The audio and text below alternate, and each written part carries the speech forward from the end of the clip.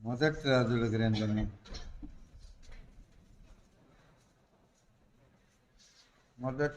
గ్రంథము 10వ అధ్యాయము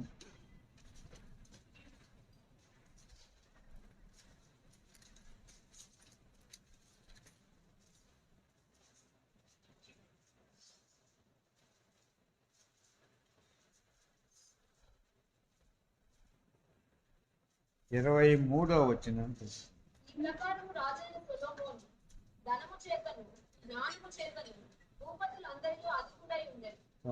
చిన్న ప్రార్థన చేసుకుందాం. సర్వోన్నతుడి ఒక మా పరలోకపు తండ్రి, ఇప్పటి వరకు కూడా మా మధ్య ఉంటూ మిమ్మల్ని మహింపరచుకుంటానికి సహాయం చేసిన దేవుడు, కూడిన మేము చదవబడిన ఈ వచనాన్ని బట్టి ధ్యానం చేస్తుండగా సహాయం చేసి మీ జ్ఞానము చొప్పున మాతో మాట్లాడి బలపరిచి మీరు మహిమ తెచ్చుకు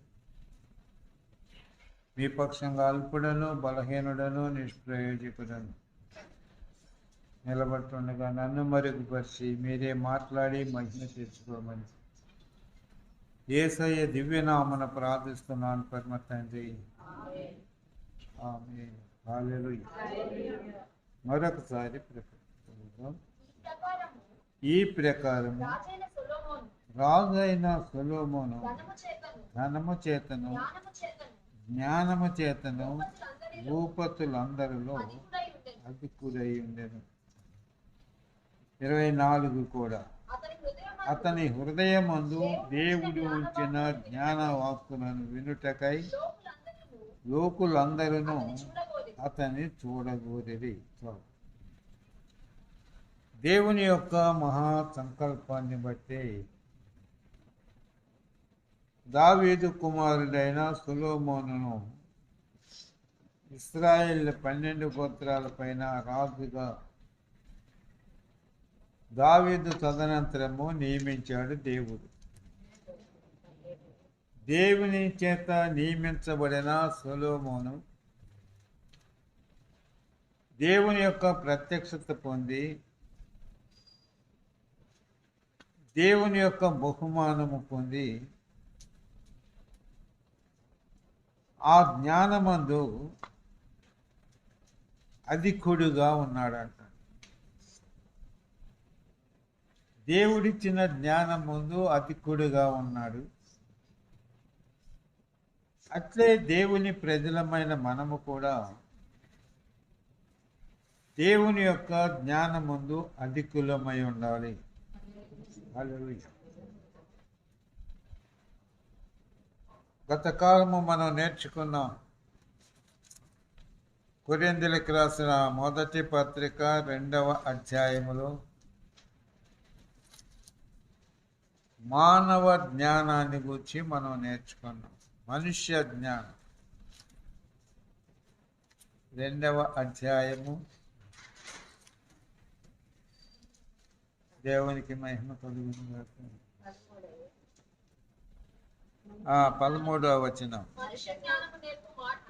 మనుష్య జ్ఞానము నేర్పు మాటలతో కాక ఆత్మ సంబంధమైన సంగతులతో సరిచూచుతూ ఆత్మ నేర్పు మాటలతో వీటిని గురించి మేము బోధించుతున్నాము.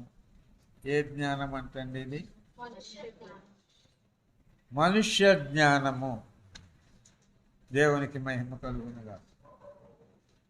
అయితే మనం మనుష్య జ్ఞానము మనకు సరిగా ఉపయోగపడదు. దేవుని యొక్క జ్ఞానమే మనకు ఉపయోగపడుతుంది. ఆ దేవుని యొక్క జ్ఞానమే ఆత్మ సంబంధమైన జ్ఞానము. ఈ ఆత్మ సంబంధమైన జ్ఞానాన్ని మనం కలిగి ఉండాలి అంటే ఆత్మ సంబంధమైన సంగతులను మనం తెలుసుకుంటానికి అది ఉపయోగపడాలి అంటే ఈ ఆత్మ సంబంధమైన విధానాలలోకి మనం వెళ్ళాలి. ప్రకృతి సంబంధమైన జీవిత విధానంలోనికి మనం వెళితే, మనుష్య సంబంధమైన జ్ఞానంలోకి మనం వెళితే మనము దేవుని యొక్క జ్ఞానాన్ని బట్టి దేవునిని గూర్చి, దేవుని యొక్క ధర్మశాస్త్రాన్ని గూర్చి, దేవుని యొక్క వాక్యాన్ని గూర్చి మనము తెలుసుకోలేము. అది మనకు అసాధ్యము. రెండవ విషయాన్ని మనం చూసినట్లయితే యాకోబు పత్రికలో మనం చూస్తున్నాం. ఈ జ్ఞానము పైనుండి దిగి వచ్చినది కాక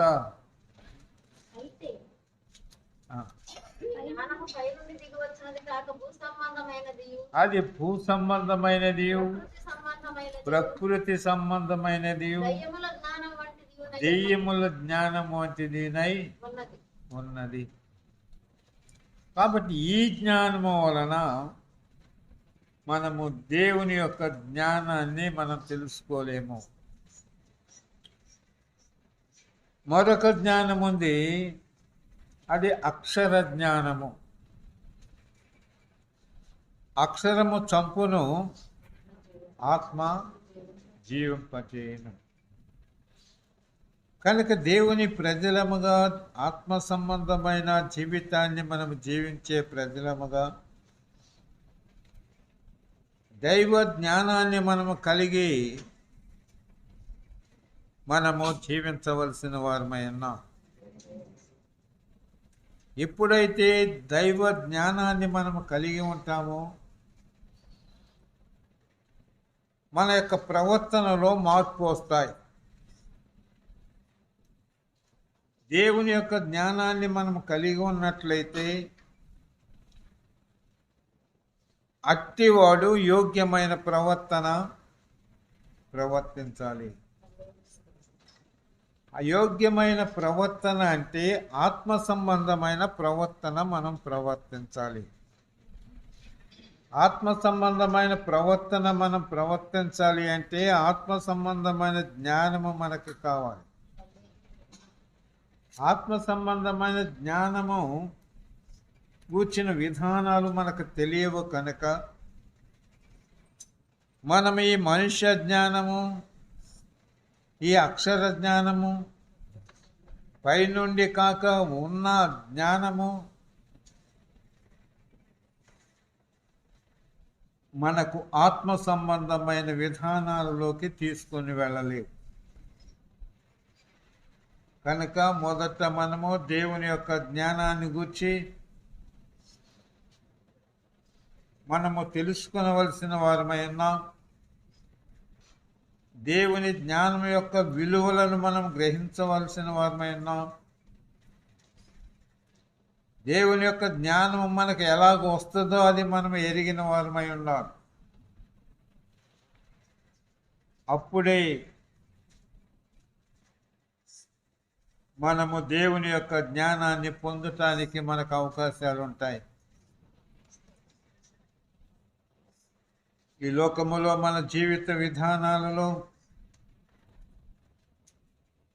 ఈ మనుష్య జ్ఞానము, అక్షర జ్ఞానము, పైనుండి దిగి వచ్చినది కాకుండా ఉన్న జ్ఞానానికి ప్రాధాన్యత ఇచ్చే పరిస్థితి. మనం ఎక్కువ సమయము దాటి కోసమే మనం వినియోగించే పరిస్థితులు, దైవ జ్ఞానానికి అంత సమయము మనం ఇవ్వలేని పరిస్థితులు. కనుక సరి అయిన దైవ జ్ఞానాన్ని మనం పొందలేని పరిస్థితులను బట్టి అనేకమైన విలువలను మనం కోల్పోతున్నాం. దైవ చిత్తానుసారముగా మనం ప్రవర్తించలేకపోతున్నాం. దాని వలన సరైన ఫలితాలు మనం పొందలేని విధానాలు. కనుక దేవునికి మహిమకరముగా అన్ని విషయాలలో దేవుని యొక్క జ్ఞానము అధికముగా కలిగిన వారముగా మనము జీవించవలసిన వారమై ఉన్నాం. సామెతల గ్రంథము 8వ అధ్యాయము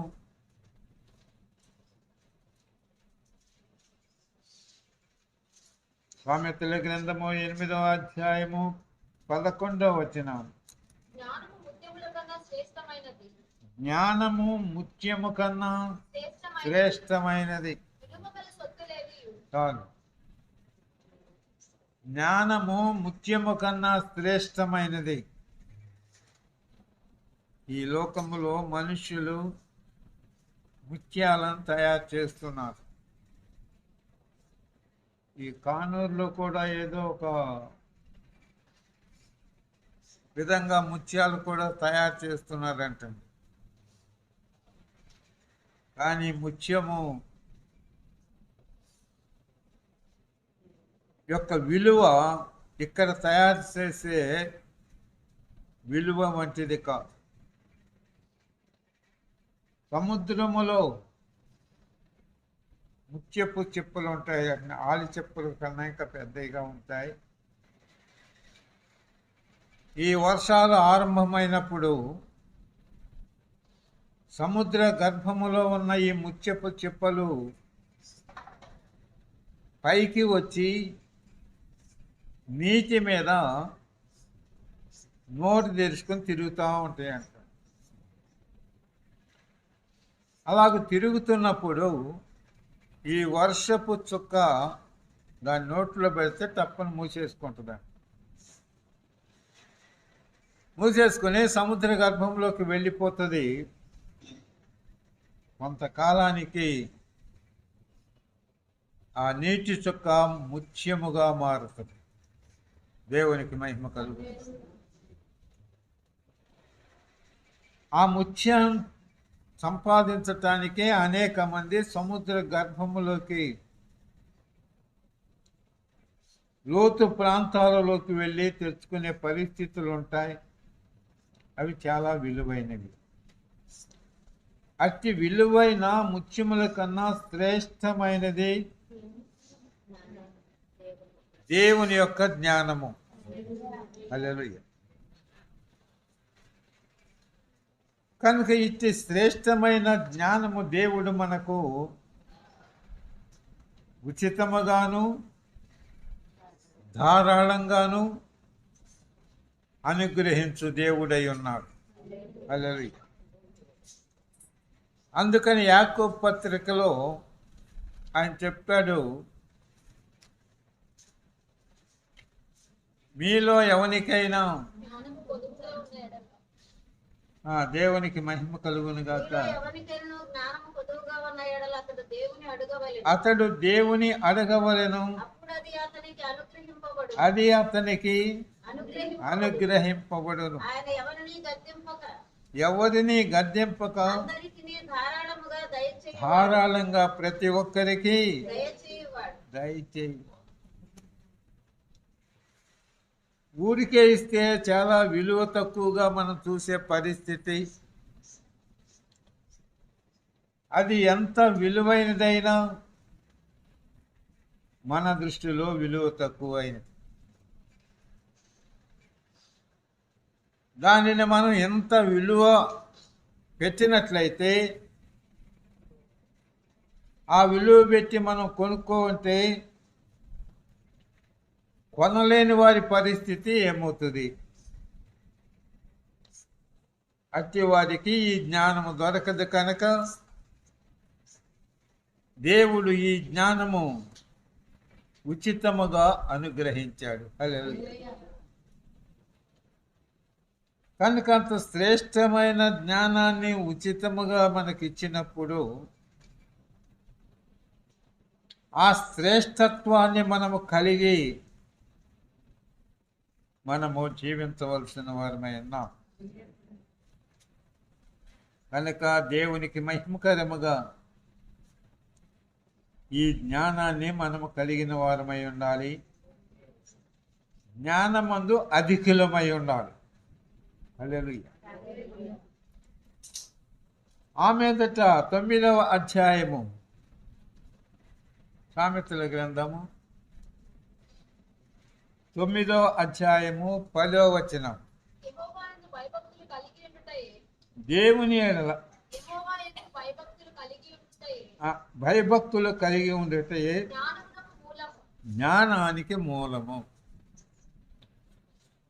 దేవుని యొక్క జ్ఞానాన్ని మనం పొందాలి అంటే మొదట మనం ఏం కలిగి ఉండాలంటే భయభక్తులు కలిగి ఉండాలి.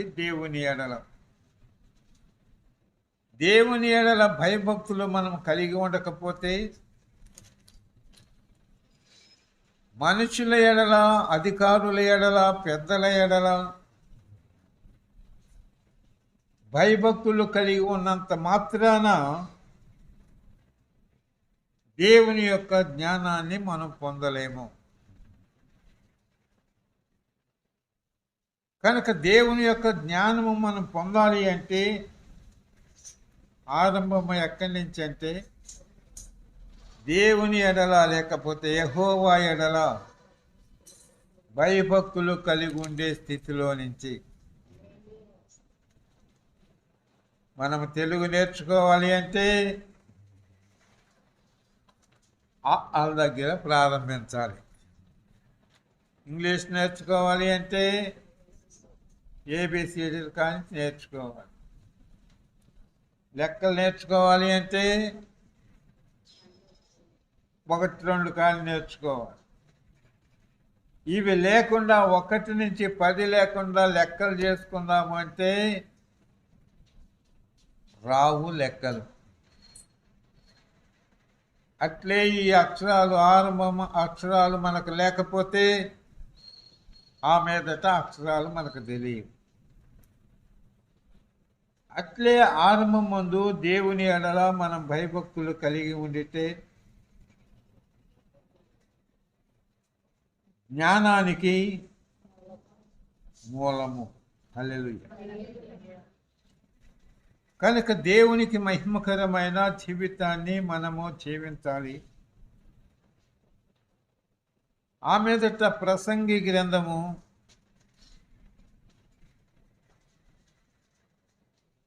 9వ అధ్యాయము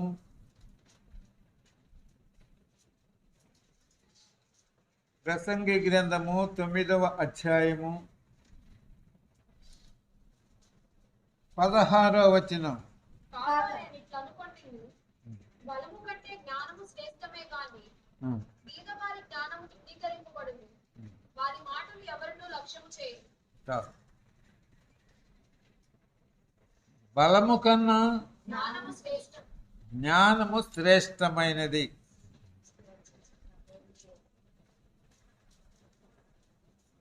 మనము ఎరిగిన ప్రజలముగా మనము జీవించాలి. గత కాలమందు మన జీవిత విధానాలలో ఎక్కువ బలం ఉపయోగించి పని చేయటం ఆరంభించాం. కానీ దినములు, కాలములు జరుగుతున్న కొద్దికి జ్ఞానాన్ని ఉపయోగించి మనం పనులను సులువుగా చేసుకుంటానికి మనకు ఏర్పాట్లు జరిగాయి. అట్లే అట్టి బలము కన్నా శ్రేష్టమైనది దేవుని యొక్క జ్ఞానము. హల్లెలూయా. ఈ శ్రేష్టమైన జ్ఞానమును మనము కలిగి ఉన్నట్లయితే బలమైన విధానాలు మనం అనుసరించవలసిన అవకాశాలు ఉండవు. కనుక తేలికగా, సులువుగా, అనుకూలమైన విధానాలలో మన జీవితాలను కొనసాగటానికి ఈ బలము కన్నా శ్రేష్టమైనది జ్ఞానము కనుక, ఆ జ్ఞానము దేవుని యొక్క జ్ఞానము కనుక ఆ జ్ఞానముతో మనము జీవించవలసిన వారమై ఉన్నాం. హల్లెలూయా. ఆ జ్ఞానము కొరింథీయులకు రాసిన మొదటి పత్రిక 1వ అధ్యాయము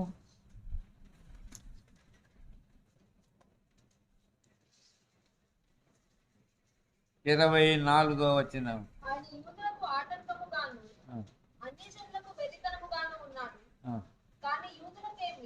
కానీ యూదులకేమి గ్రీసు దేశస్థులకేమి పిలువబడిన వారికే క్రీస్తు దేవుని శక్తియును దేవుని జ్ఞానమునై ఉన్నాడు. హల్లెలూయా. ప్రభువైన యేసుక్రీస్తు దేవుని యొక్క జ్ఞానమై ఉన్నాడు. యేసుక్రీస్తు జ్ఞానమై ఉంటే, ప్రభువైన యేసుక్రీస్తును కలిగి ఉంటే, మనము ఈ జ్ఞానాన్ని కలిగి ఉన్నట్లా కాదా అని చూస్తే అవునన్నట్లుగా అనిపిస్తుంది. నేటి క్రైస్తవ జీవిత విధానములో ఎందరు క్రీస్తుని వెంబడిస్తున్నవారు ఉన్నారు. వారందరూ కూడా దేవుని యొక్క జ్ఞానము కలిగిన వారుగా ఉండని పరిస్థితులు కనిపిస్తున్నాయి.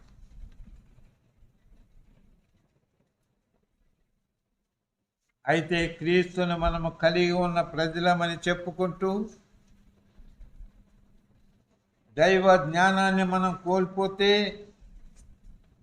దైవ జ్ఞానము కలిగి మనము జీవించకపోతే మన జీవిత విధానములు నిష్ప్రయోజనకరమైనవి. అపోస్తలుడైన పౌలు చెప్తున్నాడు తిమోతికి రాసిన మొదటి పత్రిక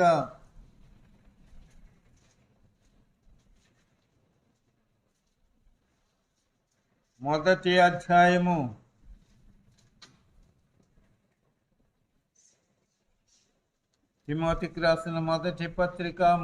అధ్యాయము 12 నుంచి దూషకుడును హింసకుడును హానికరుడునైన నన్ను తన పరిచర్యకు నియమించి నమ్మకమైన వాణిగా ఎంచినందుకు నన్ను బలపరిచిన మన ప్రభువైన క్రీస్తు యేసుకు కృతజ్ఞతుడనై ఉన్నాను.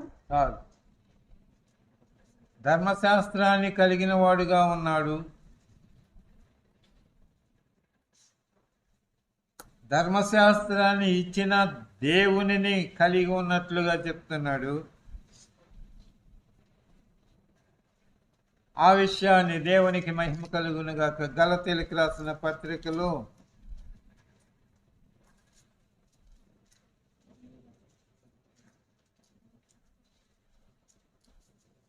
దేవునికి మహిమ కలుగునుగాక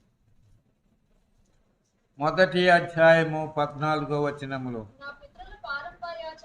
నా పితరుల పారంపర్యాచారమందు విశేష ఆసక్తి కలవాడనై నా స్వజాతీయులలో నా సమాన వయస్కులైన అనేకుల కంటే యూదుల మతములో ఆధిక్యత నొందితినని నా నడవడిని గూర్చి మీరు వింటిరి. అయినను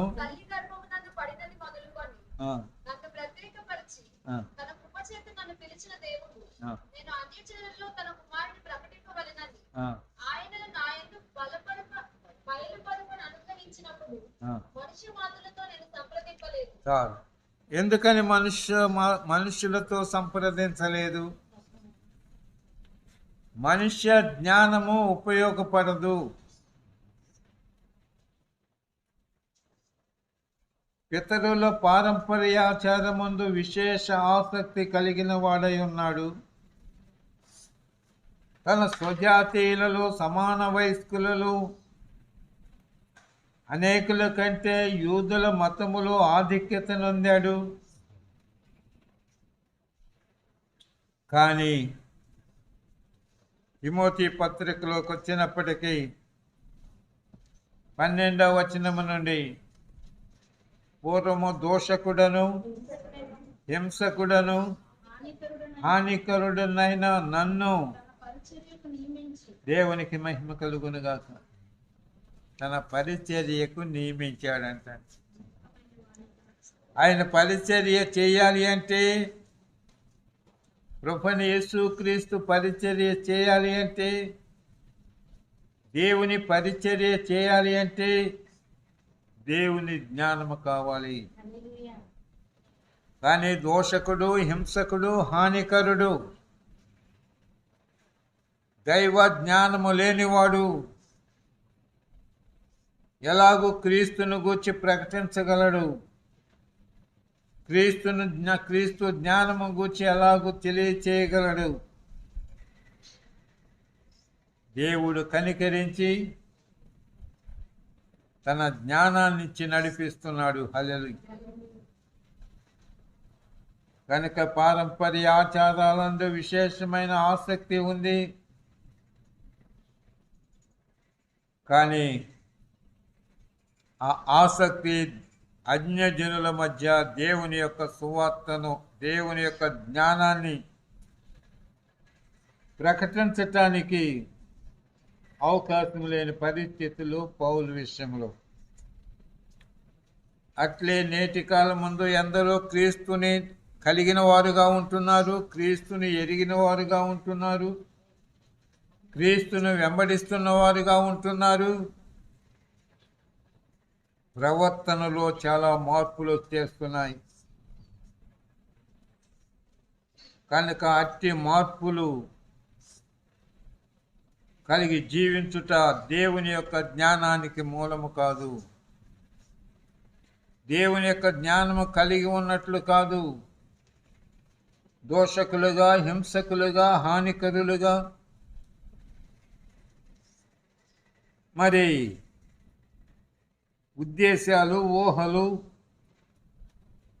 కలిగి దేవుని యొక్క నామానికి అవమానకరంగా ప్రవర్తించే ప్రవర్తనలోకి వెళ్ళిపోయారు. అన్యజనుల మధ్య నా నామము దూషించబడటానికి కారణము మీరే అని ఆనాడు ప్రభువే ఆయన వెంబడిస్తున్న వారితో మాట్లాడినట్లుగా మనం చూస్తున్నాం. మనము క్రీస్తును ఎరిగిన వారముగా, క్రీస్తును కలిగిన వారముగా, క్రీస్తును వెంబడిస్తున్న వారముగా, ప్రభువైన యేసు క్రీస్తు యొక్క రక్షణను మనం ప్రకటించేవారుగా మనం ఉంటున్నాము. అయితే ఆ ప్రకటనలో ఉన్న, వాక్యములో ఉన్న, సువార్తలో ఉన్న జ్ఞానాన్ని మనం ప్రకటిస్తున్నామా? అందులో ఉన్న జ్ఞానము మనకు ఎంతవరకు ఉపయోగపడుతుంది? అందులో ఉన్న జ్ఞానాన్ని మనం ఎంత సంపాదించుకుంటున్నాము అనేది మనం ఎరిగిన వారమై ఉండాలి. మన చేతిలో ఉన్న ఈ పరిశుద్ధ గ్రంథము చాలా చిన్నది. కానీ ఒక్కొక్క వచనములో ఉన్న జ్ఞానము మనము సంవత్సరాల తరబడి దాన్ని ధ్యానం చేసిన మనము సంపూర్ణమైన జ్ఞానము అందులోంచి పొందలేని పరిస్థితులు మనకున్నాయి. అంత గొప్ప జ్ఞానము కలిగిన గ్రంథము పరిశుద్ధ గ్రంథం. హల్లెలూయా. కనుక అట్టిది దేవుడు మనకు ఉచితముగా మనకు అనుగ్రహించాడు. మనం కొనుక్కుంటున్నాం. ఎంత? 100, 200, 500, 1000 రూపాయలు, 2000 రూపాయలు, 2000 రూపాయలు, 5000 రూపాయలు పెడితే మనకు దేవుని యొక్క జ్ఞానం వస్తుందా? కానీ ఎంత చౌకగా దేవుడు మనకు జ్ఞానాన్ని మన ముందుంచాడు. కనుక అందులో ఉన్న జ్ఞానాన్ని మనం సంపాదించుకుంటూ జ్ఞానవంతులముగా, జ్ఞానము సంపాదించుకుంటూ అధికులముగా దేవునికి మహిమకరమైన జీవితాన్ని మనము జీవించవలసిన వారమై ఉన్నాం. హల్లెలూయా. లోకాసు వార్త 2వ అధ్యాయము 52వ వచనం. యేసు జ్ఞానమందును యేసు జ్ఞానమందును పరిశుద్ధందును వయస్సునందును దేవుని దయయందును దేవుని దయందును మనుషుల దయందును మనుషుల దయందును వర్ధిల్లుచుండెను. వర్ధిల్లుతుండెను. ప్రభువైన యేసుక్రీస్తు దేవుని యొక్క జ్ఞానం అందు ఏం చేస్తున్నాడు అంటే అభివృద్ధి పొందుతున్నాడు. ప్రభువైన యేసుక్రీస్తే జ్ఞానమై ఉన్నాడని, ఆయనే దేవుని యొక్క జ్ఞానమని మనం చూసాం. కానీ దేవుని జ్ఞానమై ఉన్న యేసుక్రీస్తు ఆ జ్ఞానమందు అభివృద్ధి పొందుతున్నాడు. మరి ఆ జ్ఞానమందు మనం అభివృద్ధి పొందనక్కర్లేదా? కనుక ఎప్పటికీ మనము దేవుని జ్ఞానమందు అభివృద్ధి పొందగలము. మన జీవితకాలం అంతా కూడా ఉపయోగించిన దేవుని యొక్క జ్ఞానాన్ని, ఆ జ్ఞానము ఎలాంటిది అంటే యోబు గ్రంథములో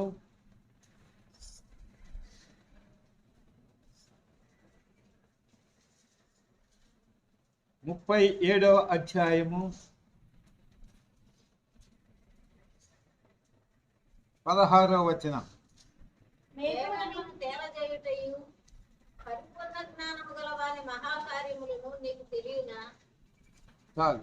ఏ జ్ఞానం గలవాడంటండి? పరిపూర్ణ జ్ఞానము పరిపూర్ణ జ్ఞానము కలిగిన వాడు ఎవరు? ఆయన దేవుడే. మనము పరిపూర్ణమైన జ్ఞానము మనం పొందాలి అంటే మన ఆయుష్ సరిపోతుందా? కాబట్టి ఇంకా మనకు ఆయుష్ కావాలి. ఆయుష్ నిమ్మని మనము దేవునిని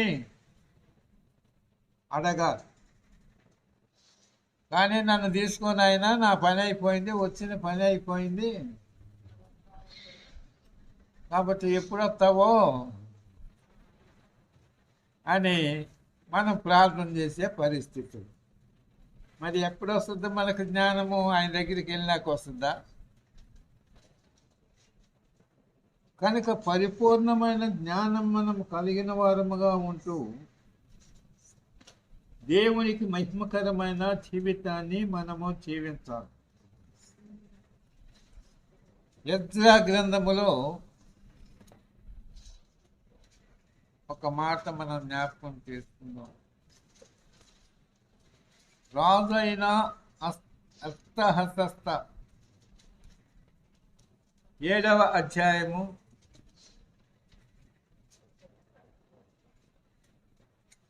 7వ అధ్యాయము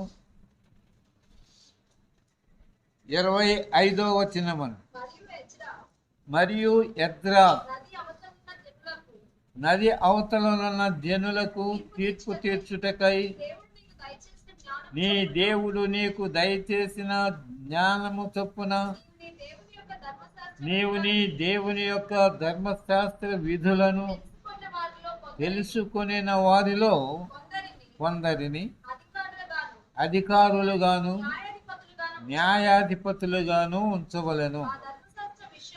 ఆ ధర్మశాస్త్ర విషయములు తెలియని వారెవరు వారికి నేర్పవలెను. చాలు. ఇక్కడ రాజైన అర్తహషస్త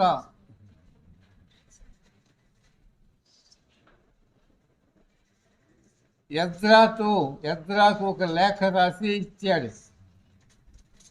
ఆ లేఖలో ఏమనుందంటే, ఎజ్రా నది అవతలనున్న నది అవతలనున్న జనులకు తీర్పు తీర్చుటకై. చాలు. యోర్దాను నది యువతల కొంతమంది, అవతల కొంతమంది భూములను స్వాధీనపరుచుకున్నారు కనాన్ దేశంలో అని మనం నేర్చుకున్నాం. కనుక ఈ నది అవతలనున్న జనులకు తీర్పు తీర్చుటకై నీ దేవుడు నీకు దయచేసిన జ్ఞానము చొప్పున నీవు నీ దేవుని యొక్క ధర్మశాస్త్ర నీవు నీ దేవుని యొక్క ధర్మశాస్త్ర విధులను తెలుసుకొనిన వారిలో కొందరిని అధికారులుగాను న్యాయాధిపతులుగాను ఉంచవాలి.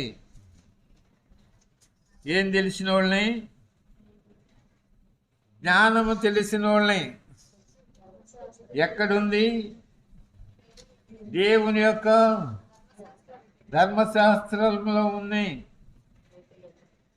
ఇప్పుడు ఈ పరిశుద్ధ గ్రంథములో ఉంది, దేవుని యొక్క వాక్యములో ఉంది దేవుని యొక్క జ్ఞానం. ఈ జ్ఞానాన్ని ఎరిగిన వారు ఎరగని వారికి తెలియచేయటకై వారిని నియమించాలి. కనుక ఇప్పుడు దేవుని యొక్క జ్ఞానాన్ని పొందటానికి, దేవుని యొక్క వాక్యములో ఉన్న జ్ఞానము పొందాలి అంటే, దేవుని యొక్క జ్ఞానము పొందిన ఈ పెద్దలు న్యాయాధిపతులే కావాలి. జ్ఞానము లేని వారిని నియమిస్తే అప్పుడప్పుడు అంటాం కదా, యథా రాజా తదా ప్రజ. అట్టి జీవితమే అయిపోతుంది, దాని దొందే. కనుక జ్ఞానము కలిగిన వారు జ్ఞానము లేని వారికి నేర్పాలి.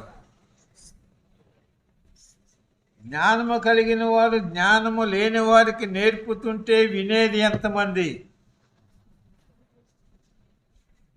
ఏమండి, ఇప్పుడు పుడతానే జ్ఞానం నేర్చుకుంటున్నారంట. ఏ జ్ఞానము?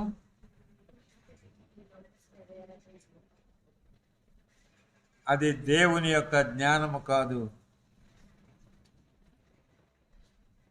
దేవుని ప్రజలమైన మనము జ్ఞానము పొందినవారు అధికారులుగా న్యాయాధిపతులుగా దేవుని చేత నియమించబడి నడిపించబడుతున్నప్పుడు వారి మాట మనం వినాలి.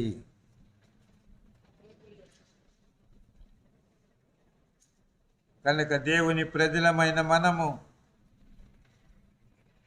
వినే స్థితిలో లేని పరిస్థితులు ఇప్పుడు కనపడుతున్నాయి. దేవుని వాక్యం చెప్తుంది, మీరు సమాధానమనే బంధము చేత బంధించబడి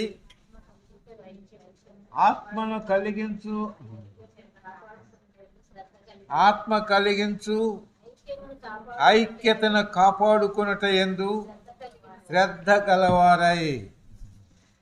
ఉందా మనకు? సమాధానమనే బంధము చేత బంధించబడి ఈ ఐక్యతను కాపాడుకున్నట యందు శ్రద్ధ మనకు ఉంటుందా? మాకు తెలుసులేవా బాబు అని సంఘాలను మార్చేస్తున్నారు. చేర్చుకున్న వారికి బుద్ధి ఉండదు, చేరే వారికి అంతకన్నా బుద్ధి ఉండదు. చేర్చుకునే వారికి జ్ఞానం ఉండదు, చేరే వారికి జ్ఞానం ఉండదు. మరి ఎందుకు చేర్చుకుంటున్నారు? ఎందుకు చేరుతున్నారు? జ్ఞానం ఉండి చేరుతున్నారు, జ్ఞానం లేక చేర్చుకుంటున్నారు అనేది గమనించలేని పరిస్థితులు. ఉందా ఇట్టి వారికి దేవుని వాక్యములో జ్ఞానము లభిస్తుందా? వారికి జ్ఞానము కలిగి ఉండి జ్ఞానముతో నడుచుకుంటున్నారా? అపవాది తంత్రములను ఎరిగిన వారుగా జీవిస్తున్నారా? జీవించలేని పరిస్థితులు. కనుక దేవునికి మహిమకరమైన జీవితాన్ని మనము జీవించవలసిన వారమై ఉన్నాం. దేవుని యొక్క జ్ఞానము కలిగిన వారంగా మనం ఉన్నాం. ఉండాలి. అన్ని విషయాల్లో వాక్యం ఏం చెప్తుందో దేవుని యొక్క జ్ఞానము చొప్పున మనము ఎరిగిన వారమై ఉండి నడుచుకోవాలి. దేవునికి మహిమ కలుగును గాక. అందరము బల్ల కార్యక్రమంలో పాల్గొంటున్నాం. దేవునికి స్తోత్రం. కానీ పౌలు గారు అంటాడు కదా, అందరూ సముద్రములోనే నడిచిపోయారు, అందరూ బాప్తిజం తీసుకున్నారు, ఒకే బాప్తిజం, అందరూ ఒకే బండలోనిది తాగారు, ఒకే ఆహారాన్ని తిన్నారు, ఒకే బండను వెంబడించారు. కానీ అనేకులు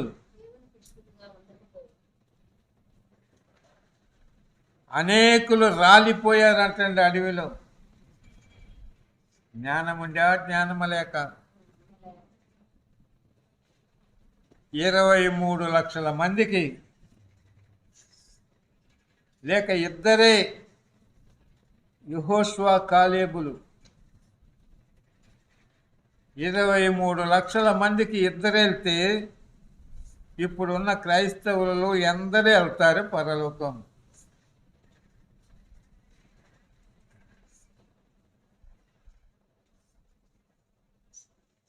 మనం లెక్కేసుకోవాలి, మనం ఎంతమంది ఉన్నామో, మనలో ఎందరు పరలోకం పోతారో ఈ లెక్కన, ఈ రేషియాలో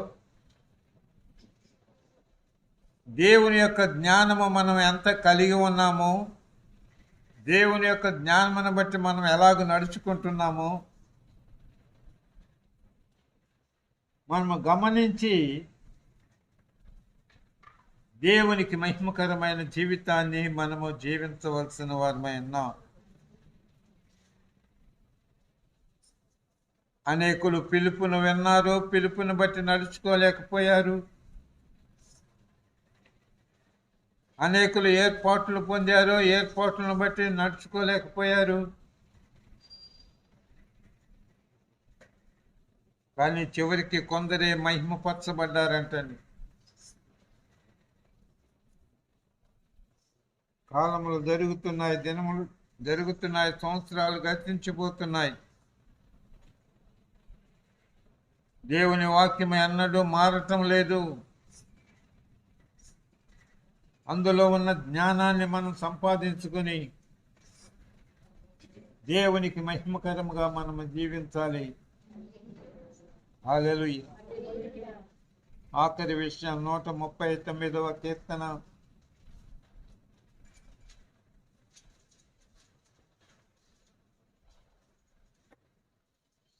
6వ వచనం.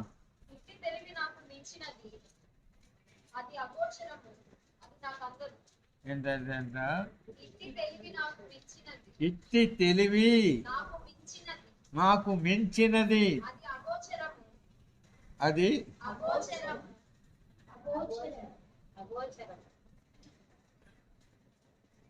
దేవునికి మహిమ కలుగును. అగోచరము, అది నాకు అందదు. దావీదు దేవుని యొక్క హృదయానుసారి. దేవునికి మహిమ కలుగునుగా. ఇట్టి తెలివి నాకు మించినది, ఈ జ్ఞానము నాకు మించినది. ఇది అగోచరము, అర్థం కాదు, అది నాకు అందదు. ఏంటంట? 1 నుంచి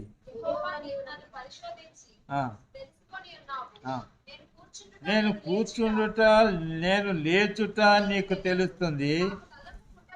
నాకు తలంపు పుట్టక మునిపే నీవు నా మనస్సును గ్రహిస్తున్నావు. నా నడకను, నా పడకను నువ్వు పరిశీలన చేసి ఉన్నావు. నా చర్యలన్నిటినీ నీవు బాగుగా తెలుసుకొని ఉన్నావు. యెహోవా మాట నా నాలుకకు రాకమునిపే అది నీకు పూర్తిగా తెలిసి ఉన్నది. వెనుకను ముందును నీవు నన్ను ఆవరించి ఉన్నావు, నీ చెయ్యి నా మీద ఉంచి ఉన్నావు. ఇట్టి తెలివి నాకు మించినది. దేవుని జ్ఞానం ఎట్లా అంటండి, మనం కూర్చుంటుందా లేచుటా ఆయనకి తెలిసిపోతుందంటండి. కూర్చోకముందే ఎక్కడ కూర్చుంటున్నామో ఎక్కడ కూర్చోబోతున్నామో ఆయనకి తెలుసంట. మన మాట నోట్లోకి రాకముందే, మనకు ఆలోచన పుట్టక మునిపే ఆయన అర్థం చేసుకుంటున్నాడంట. మరి మనకేమైనా అర్థమవుతుందా దేవుని కార్యాలు?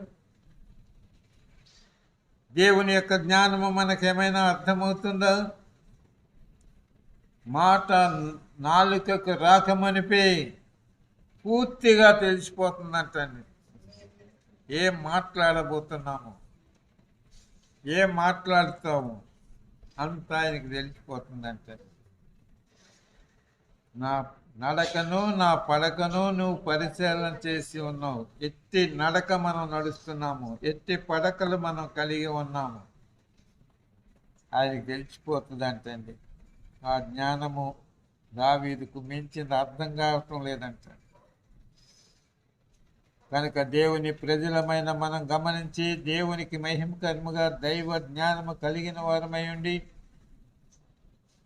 దేవుని యొక్క చిత్తాన్ని తెలుసుకుంటూ దేవునికి ఇష్టలముగా దేవుని మహిమార్థమై మనం ఆయన జ్ఞానమందు అభివృద్ధి పొందుతూ జ్ఞానము లేని వారికి జ్ఞానాన్ని బోధిస్తూ దేవుని మహిమార్థమై మనము జీవించవలసిన వారమై ఉన్నాం. ఈనాటి కాలం ముందు దేవుని జ్ఞానానికి ఏమాత్రము ప్రాధాన్యత ఇచ్చే అవకాశాలు లేని పరిస్థితులు. కనుక అట్టి పరిస్థితులను దేవుని ప్రజలుగా ఉన్నవారు మార్చుకోవటం ఎంతైనా అవసరము. మనము అన్యజనుల మధ్యలో నుంచి మనం వచ్చాము, మన చుట్టూ అన్యజనులు ఉన్నారు. కనుక మనం జ్ఞానముతో మనం ప్రవర్తిస్తుంటే, జ్ఞానముతో మనం మాట్లాడుతుంటే, జ్ఞానముతో మనం ఏర్పాటు చేసుకుంటుంటే, ఆ జ్ఞానమందు అభివృద్ధి పొంది తగిన ఫలితాలు మనం పొందుతుంటే చూసి వారు కూడా ఏం చేస్తారంటే ఈ జ్ఞానము కొరకు ఉద్దేశిస్తే ప్రజలై ఉంటారు. కనుక దేవునికి మహిమకరమైన జీవితాన్ని మనము జీవించాలి. కానీ భౌతికమైన జ్ఞానము, లౌకికమైన జ్ఞానము, పుస్తక జ్ఞానము లేక అక్షర జ్ఞానము, మనుష్య జ్ఞానము ఇంకోటి ఉంది. దేవునికి మహిమ కలుగుని కనుక అది విగ్రహారాధన వలన వచ్చే జ్ఞానము. ప్రభుత్వమైతే తర్వాత నేర్చుకుందాం. కనుక ఈ జ్ఞానాల కోసమే మనుషులు ప్రయాసపడుతున్నారు. వాళ్ళు పడుతున్నారు అనేది క్రైస్తవులు కూడా ఆ జ్ఞానం కొరకే ప్రయాసపడుతున్నారు. దేవుని జ్ఞానం వైపు మనల్ని పరిస్థితులు ఏర్పడుతున్నాయి. కనుక దేవునికి మహిమకరముగా మనము జీవిద్దాము. దేవుడు మనల్ని నడిపించునుగాక. కళ్ళ వంచండి, ప్రార్థన చేసుకుందాం. సర్వోన్నతుడు మా పరలోకపు తండ్రి, ముఖ్యంగా మీ వాక్యం ముందు ఉన్న జ్ఞానాన్ని మేము పొందిన వారముగా, జ్ఞానమందు అభివృద్ధి పొందిన వారముగా, ధారాళంగా మీ యొక్క జ్ఞానాన్ని మేము సమకూర్చుకుంటూ ప్రావీణ్యత కలిగి మేము జీవించటానికి సహాయం చేయండి ప్రభువా. మీ జ్ఞానమే మాకు ప్రయోజనకరమైనది. మీ జ్ఞానమే మమ్మలను చక్కగా నడిపిస్తుంది.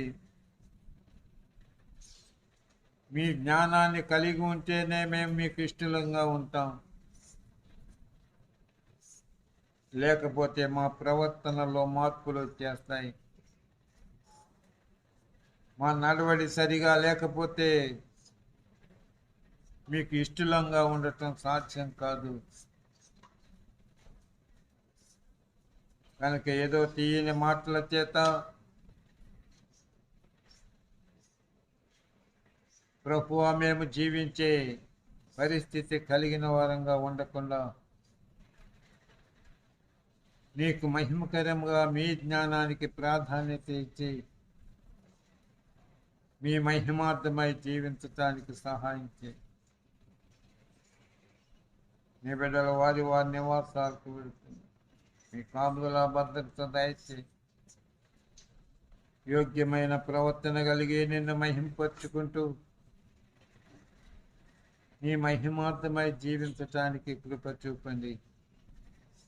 నీ రాకడ ఆలస్యమైతే మరల మేము కలిసి నిన్ను మహింపరుచుకుంటానికి కృప చూపి మహిమ తెచ్చుకోండి. యేసయ్య దివ్యనామమున ప్రార్థిస్తున్నాను పరమ తండ్రి.